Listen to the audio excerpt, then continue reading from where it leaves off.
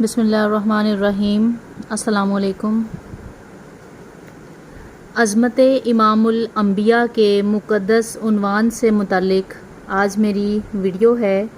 اس video کا مقصد رحمت کونین نبی کریم صلی اللہ علیہ وسلم کی عظمت سے لوگوں کو روشناس کروانا ہے اور بتایا جائے کہ گستاخ رسول کی شرعی سزا کی کیا حیثیت ہے،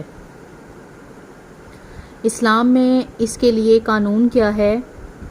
جہاں تک رحمت کونین کی عظمت کا تعلق ہے، آپ کے مقام کو سمجھنے کا تعلق، امام الانبیاء کے تقدس کو سمجھنے کا تعلق، اس پر پوری امت کا اتفاق ہے اور عقیدہ ہے کہ اللہ تعالیٰ نے پوری مخلوق میں سب سے زیادہ عظمت خاتم الانبیاء نبی کریم صلی اللہ علیہ وسلم کو عطا فرمائی ہے۔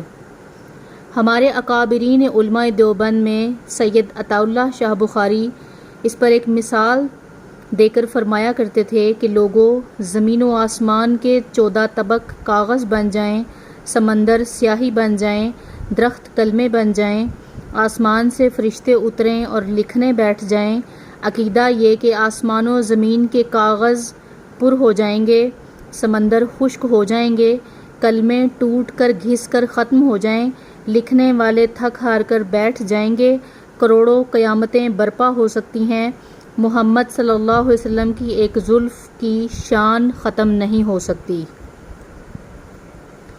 اگر کوئی آدمی یہ دعویٰ کرے کہ میں اللہ کے نبی حضرت محمد صلی اللہ علیہ وسلم کی تعریف کر سکتا ہوں، کوئی یہ کہے میں محبوب کی تعریف کا حق ادا کر سکتا ہوں، دنیا کی خطابتیں جواب دے دیتی ہیں، قلم کی تحریریں جواب دے دیتی ہیں، انسانوں کے تخیل ختم ہو جاتے ہیں، لیکن نبی کریم صلی اللہ علیہ وسلم کی عظمت کی انتہا نہیں، بلکہ شاہ صاحب کے بقول یہ ایک ایسی ہستی ہیں جس کی شان کی ابتدا تو بتائی جا سکتی ہے، اس کی انتہا اللہ ہی بتا سکتا ہے۔ عظمت محمد مصطفیٰ کا ہر مسلمان کے ذہن میں ایک خاکہ موجود ہے، ایک تصور موجود ہے۔ اما عائشہ صدیقہ کے بقول کانا خلقہ القرآن، پورا قرآن محبوب کی سیرت ہے، ہر ایک نے محبوب کو جس انداز سے سمجھا ہے اس انداز میں بیان کیا ہے، اور یہ کہہ کر یہ تو میری عقل کی انتہا ہے، پتہ نہیں اصل کمالات کتنے ہیں۔ محبوب کریم نبی کریم صلی اللہ علیہ وسلم کی سیرت پر، حضور کریم صلی اللہ علیہ وسلم کی سیرت پر، محبوب صلی اللہ علیہ وسلم کے کمالات پر، رحمت کونین صلی اللہ علیہ وسلم کے خصائل پر، حضور صلی اللہ علیہ وسلم کی صفات پر بڑے بڑے صاحب قلم لوگ آئے، بڑے بڑے صحافی آئے، بڑے بڑے لکھنے والے آئے۔ علامہ جلال الدین سیوطی نے 2 جلدوں میں ایک ضخیم کتاب لکھی ہے جس کا نام خصائل کبریٰ ہے، جس میں رحمت کونین صلی اللہ علیہ وسلم کی 3000 خصوصیات نقل کی ہیں، وہ خصوصیات بھی لکھی ہیں جو پیغمبر کی خصوصیات آسمانوں پر ہیں۔ جو نبی کریم صلی اللہ علیہ وسلم کی زبان سے خصوصیات ظاہر ہوئی ہیں، جو نبی کریم صلی اللہ علیہ وسلم کی نگاہ سے کمالات ظاہر ہوئے ہیں، جو محبوب کریم نبی کریم صلی اللہ علیہ وسلم کے ہاتھوں سے کمالات ظاہر ہوئے ہیں، جو محبوب صلی اللہ علیہ وسلم نے زمین پر بیٹھ کر آسمانوں پر کمالات ظاہر کیے ہیں۔ اللہ پر ربوبیت ختم ہے، محبوب صلی اللہ علیہ وسلم پر نبوت ختم ہے۔ وہ رب العالمین ہے، یہ رحمت للعالمین ہے۔ وہ رب العلا ہے، یہ شمس الضحیٰ ہے۔ اس کی ربوبیت ہے، اس کی نبوت ہے۔ اس کی الوہیت ہے، اس کی رسالت ہے۔ وہ رب العرش العظیم ہے، یہ رحمت للعالمین ہے۔ کروڑوں قیامتیں برپا ہو سکتی ہیں، اب خدا بن کے الوہیت کے تخت پر کوئی نہیں آ سکتا، قیامت تک نبی بن کر نبوت کے تخت پر بھی کوئی نہیں آ سکتا۔ جو مسئلہ اس وقت میں نے آپ کے سامنے عرض کرنا ہے، آپ کو بتانا ہے، جو اس ویڈیو کو بنانے کا مقصد ہے وہ یہ ہے کہ جس رب کو اتنا محبوب ہے اپنا نبی، کہ جسے رب نے مقصود کائنات بنایا، جو اتنا محبوب ہے کہ اللہ نے اس کو پوری کائنات کو سبب بنا کر سب کچھ عطا کیا۔ دنیا میں ہر آدمی کو اپنا محبوب بہت محبوب ہوتا ہے، اگر اس کے محبوب کے خلاف کوئی زبان کھولے تو کوئی برداشت نہیں کر سکتا، مگر اپنے محبوب کی مخالفت برداشت نہیں کر سکتا۔ میرے محبوب کو کوئی آدمی گالی دے تو میں کہوں گی مجھے گالی دے، میرے محبوب کو کچھ نہ کہے، مجھے کچھ کہنا ہے کہہ، میرے محبوب کا نام نہ لینا۔ جب میرے اور آپ کے یہ حالات ہیں، میں آپ کو یہ سمجھانا چاہتی ہوں کہ اللہ کو اپنا محبوب کتنا پیارا ہے۔ کہ جب رب کے سامنے اللہ کے نبی کے گستاخ نے جب کوئی گستاخی کی تو رب نے کیسے بدلہ لیا۔ محبوب کی شان اقدس میں جب بھی کسی بدبخت نے گستاخی کی ہے، صحابہ نے اس سے کیسے بدلہ لیا۔ امت کا عقیدہ اس سلسلے میں کیا ہے کہ اس گستاخ سے کیسے انتقام لینا چاہیے۔ عظمت، فضیلت، تقدس، منقبت، یہ ساری باتیں قابل قبول ہیں۔ یہاں سب سے بڑی چیز سمجھنے کی ہے کہ محبوب کے ساتھ رب کو کتنا تعلق ہے۔ جب اللہ نے اپنے محبوب کے خلاف کوئی بات برداشت نہیں کرتا، کوئی کلمہ پڑھنے والا بھی محبوب صلی اللہ علیہ وسلم کے خلاف کوئی بات برداشت نہیں کر سکتا۔ دیکھیے علماء نے کیا لکھا ہے کہ اللہ نے جب بھی کسی کافر کو سزا دی ہے، بڑے حوصلہ اور توجہ سے دیکھیے گا، سنیے گا، عقیدہ توحید کے انکار پر سزا نہیں دی۔ اس لیے نہیں سزا دی کہ اس نے شرک کیا ہے، یعنی رب کے مقابلے میں مشرکین مکہ نے 360 بت بنائے، ان کو معبود کہا، مشکل کشا کہا، حاجت روا کہا، خالق کہا، داتا کہا، بہت کچھ اللہ برداشت کرتے رہے۔ قوم نوح شرک میں مبتلا ہوئی، انہوں نے 5 تن بنائے، ود، سوا، یغوث، یعوق، نصر، ان 5 بتوں کی پوجا کرتے، ان کو مشکل کشا کہتے، تو اللہ تعالیٰ برداشت کرتے رہے۔ حتیٰ کہ نمرود نے ربوبیت کا دعویٰ کیا، اس نے لوگوں کو اپنی پوجا پر لگایا، اللہ نے اس کو بھی برداشت کیا۔ فرعون نے ربوبیت کا دعویٰ کیا، انا ربکم الاعلیٰ کا اعلان کیا، رب تعالیٰ اس کو برداشت کرتے رہے، یعنی لوگ رب بن کر لوگوں کے سامنے پیش ہوئے، لوگوں نے پتھروں کے خدا بنائے، لکڑی کی پوجا کی، آگ کی پوجا کی، شجر و حجر کی پوجا کی، رب نے سب کچھ برداشت کیا، ان کو دنیا میں سزا نہیں دی۔ اللہ نے جب بھی کسی کو سزا دی اس وقت دی جب کسی کم ظرف نے نبی صلی اللہ علیہ وسلم کی یا کسی بھی اور نبی کی گستاخی کی۔ قوم نوح کو عذاب اس وقت ملا جب انہوں نے نبی کریم صلی اللہ علیہ وسلم کی گستاخی و توہین کی ہے۔ نمرود ربوبیت کے دعوے دار تھا، اللہ نے اس کو سزا اس وقت دی جب اس نے حضرت ابراہیم علیہ السلام کی توہین کی ہے۔ فرعون خدائی کا دعوے دار تھا، اللہ نے پہلے اس کو کچھ نہیں کہا، اللہ نے سزا اس کو اس وقت دی ہے جب وہ نبی کے پیچھے لگا، حضرت موسیٰ علیہ السلام کی توہین کی ہے۔ ہر کسی کو سزا اس وقت ملی ہے جب اس نے پیغمبر کی توہین کی ہے۔ نبوت کا احترام سب سے بنیادی چیز ہے۔ رب نبی صلی اللہ علیہ وسلم کی توہین اس لیے برداشت نہیں کر سکتا، رب کا تعارف ہوتا ہی نبی کی وجہ سے ہے۔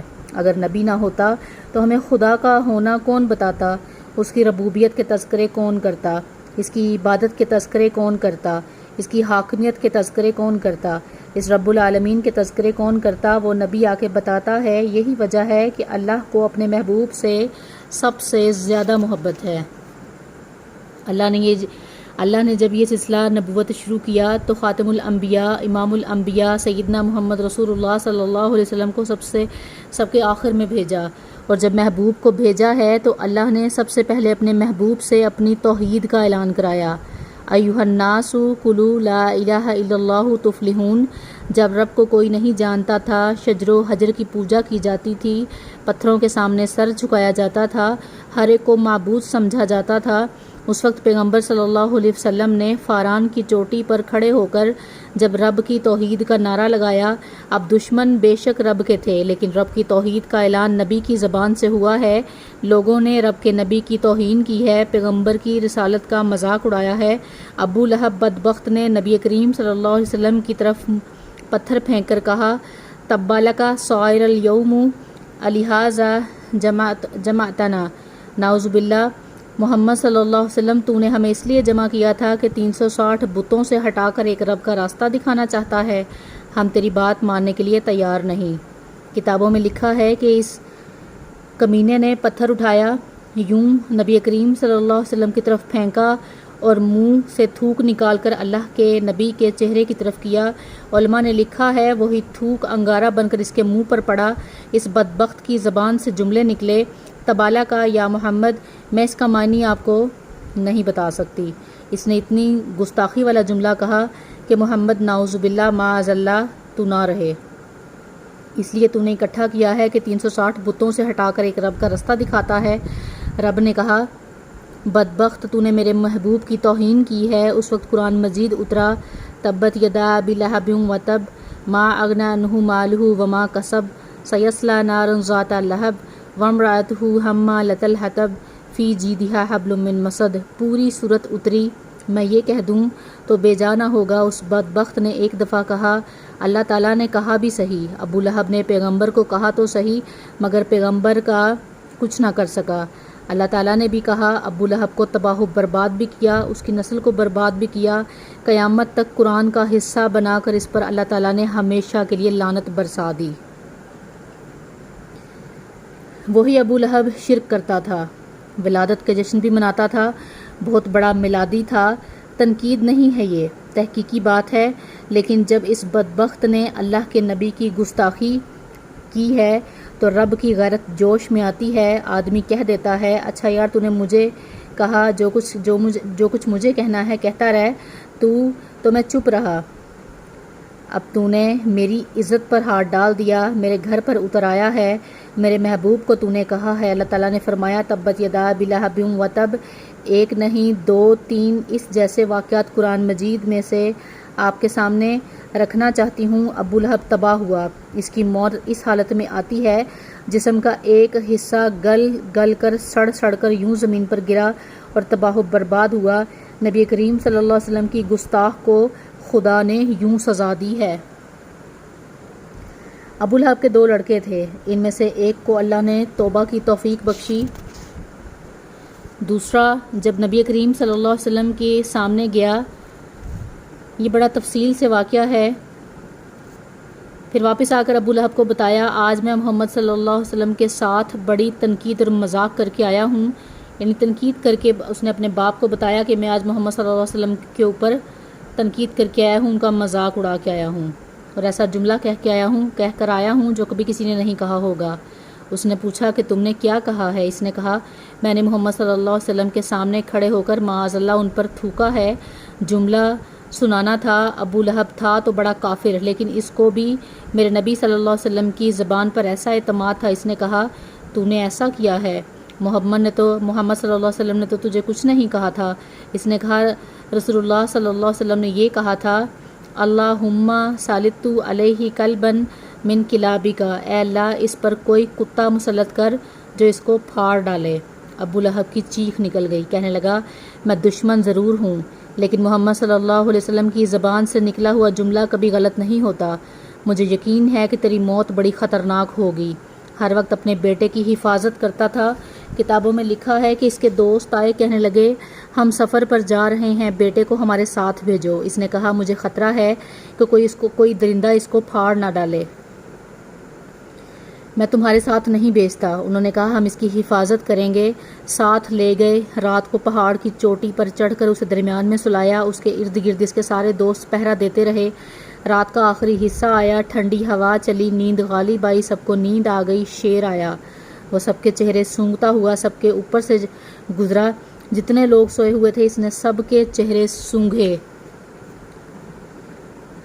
توبہ کرنا کافر کفر کرے برداشت ہے، شرک کرے برداشت ہے، لیکن گستاخی رسول صلی اللہ علیہ وسلم اتنا بڑا جرم ہے کہ جانور کو بھی پتہ چلتا ہے کہ خنزیر کے منہ سے گستاخی کی بو آتی ہے۔ وہ شیر اوپر چڑھا، وہ سب لڑکے کافر تھے، ان میں سے کوئی مسلمان نہیں تھا۔ اس شیر نے سب کے منہ سونگھے، یہ کافر ہیں مگر گستاخ نہیں۔ آگے بڑھا، اس نے اس کو سونگھا تو پتہ چلا کہ یہی گستاخ ہے۔ کتابوں میں لکھا ہے کہ اس نے زور سے پنجہ اس کے منہ پر مارا، چہرہ مسک ہو گیا، خون کے فوارے نکل گئے۔ اس نے وہیں سے اٹھا کر اوپر سے نیچے زمین پر مارا، لڑکتا ہوا جب پہاڑ سے نیچے زمین پر پہنچا، اس وقت تک اس کے جسم کا کوئی حصہ باقی نہ رہا، اس کی کوئی ہڈی نہ بچی۔ کتوں نے اس کو کھایا، اس کی لاش دفن ہونے کے قابل نہ رہی۔ یہی گستاخ کی سزا ہے جو خدا اس جہان میں دے رہا ہے۔ اللہ کے نبی صحابہ کی محفل میں بیٹھے ہیں، عجیب و غریب واقعات پیش آئے۔ یہی ابو لہب کی بیوی بدبخت خاتون رحمت کونین پر تنقید کرتی تھی، مذاق کرتی تھی، کانٹے اٹھا کر آپ صلی اللہ علیہ وسلم کے راستہ میں بچھایا کرتی تھی۔ اسی کے متعلق آتا ہے کہ رسول کریم صلی اللہ علیہ وسلم بیٹھے ہوئے تھے اور مسلسل کئی دنوں سے وحی نازل نہیں ہو رہی تھی۔ یہ سورۃ ضحیٰ کی شان نزول میں علماء نے واقعہ لکھا ہے۔ اس سورت نے ایک دن رسول کریم صلی اللہ علیہ وسلم کے سامنے آ کر اتنا جملہ کہا، جو شیطان تجھ پر وحی بھیجتا تھا اب تو اس سے ناراض ہو گیا ہے، اس لیے وحی نہیں آتی۔